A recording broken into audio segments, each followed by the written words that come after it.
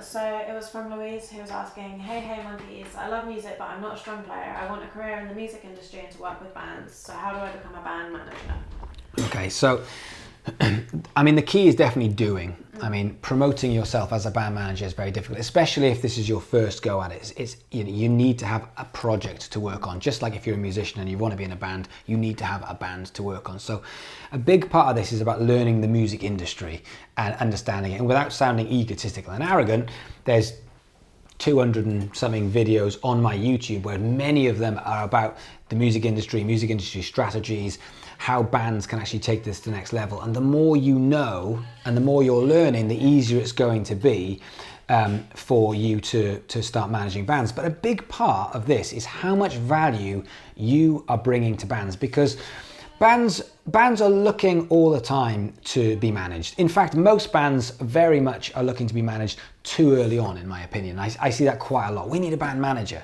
And I say, why? And there's no answer. It's like, oh, well, that's the next step, isn't it? Or it's either we don't know what we're doing and we need help, or there's so much stuff to do, we need more help, and it's just they're not organized. So bringing value for me is a big thing. So I think starting with actually how you're going to bring value, even silly things like if you had a blog where you're actually promoting local bands or singles or live gigs or things like that, that would bring value to bands and it would actually get you in the eye of bands. Then the other thing I would do is I'd actually, if it's a starting thing, I would actually go and find some young bands who are sort of starting to gig, just starting to find their feet, and I would approach them and say to them, look, I want to be in the music industry. I want to be a band manager. I feel like I can bring you value and we can work as a team. I think a lot of bands would be excited by the fact that someone's taken note of them, and I feel like they'd probably give it a go, because most bands are scared. And then when it comes to bringing value, like I'm not a band manager, but when it comes to bringing value, a lot of bands need to be organized and you are managing the project. So before we start worrying about going to have meetings at record labels and how you're going to get on Radio 1 and on playlists and stuff, before we worry about that, just actually getting things into order and being organized with things like, when are you writing? When are you rehearsing? What social media is happening, who's in charge of it, when's it going out, and so it's just organizing what is happening. Then the biggest part of it is setting goals, setting targets, and deciding the deadlines of when we're going to get there and the baby steps, because bands are creatives. Bands are full of musicians, they're full of creatives, and creatives on the whole tend to want to, they want to do everything. So they're on every social media platform and they're trying to get every gig and every blog, and there's a million things that you can do, and it's not strategized. All of a sudden it's just like, we can do this and we'll do that and we'll do this. Nothing's consistent, and things go for a little bit and drop off, and they try something else and it drops off, and there's no coherent strategy.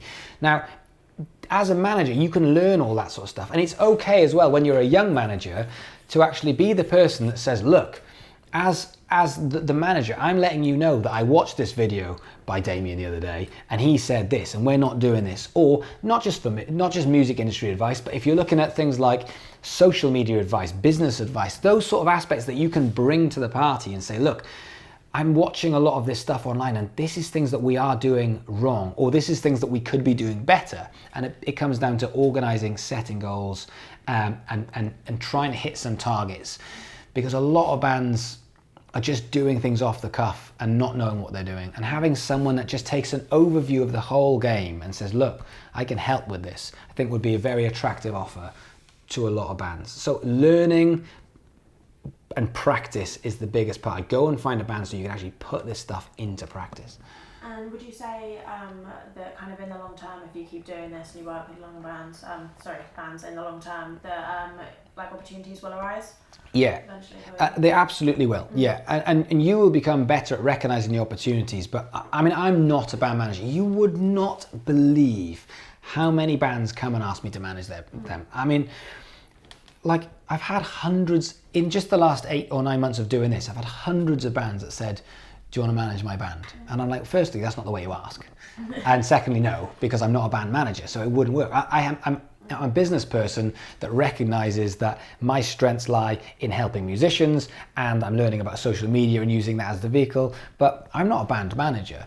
And I have dipped my toe in that water. So when I was at BIM, I used to help out bands and try and manage a couple of them. There was one band that I did manage, and what was amazing was talking about getting names out there. But the band started doing well. My job was to organize them and to set targets and make sure they're not doing anything that they don't need to be doing, and everything that they need to be doing, they needed to actually do. So I was holding them accountable, and they were very talented, and we came up with strategies. And then all of a sudden the band started to go, and I started to get phone calls from labels and just people in the music industry, and I shit myself because I was like, I don't want to fuck up these guys' chances of a career, but at the same point, I feel like I'm holding this together with them. It's like, it's a group. It wasn't like there's the band and I'm the manager. It felt like there was 5 of us and I was one of those 5 people. And I never went on stage with them, but I was at the back watching, and I was thinking, this is somewhere we can improve. That's something we can work on. This is an area that we can target. As a band manager, my job was never to go and get the gigs. I wasn't like a minion. I was there to take an overview and watch. And especially at the beginning, and Louise, if you are at the beginning of this and you're looking at how to become a band manager, forget all that how to get a record deal. Let's start with getting the band organized and actually achieving some targets. And as you said, what will happen is over time, people will recognize what you're doing and they'll be coming to you. And you live and die by the decisions, because you're not going to make a Louise managing bands Facebook page. That just doesn't work. You live and die by the bands that you're working with. So the opportunities are there, and you'll become better at recognizing them. But I would spend a lot of time reading blogs, watching videos, and then putting that into practice and actually sitting there and having meetings, because bands are generally unorganized. Not all of them, not all of you, but bands are generally unorganized, and what they do is they get together and they'd have a rehearsal. You know, the amount of times I'll go into a band's rehearsal and I'm like, that was pointless. Like, you've just had a 3-hour rehearsal and it's like, yeah, crack open some tinnies and we'll have a play. And I'm like, what are you trying to achieve from your rehearsal? You know, we should do a video on that. What is it that you're trying to achieve from rehearsing? Is it the live gig? Is it recording songs? Is it arrangement? Is it getting tighter? What is it? And bands get together, play their songs, and they fuck off home again. Like, as a manager, I'd be saying, how often are we going to rehearse? What are you going to rehearse? What's the target for the rehearsals? What are we trying to do in the next month?